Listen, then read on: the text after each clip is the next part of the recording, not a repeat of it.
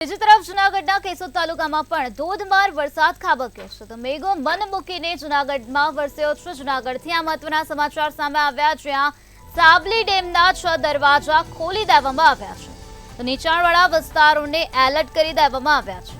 માણેકવાડા માલબાપા મંદિરમાં પણ વરસાદી પાણી ભરાયા હોવાની વિગતો હાલ સામે આવી છે।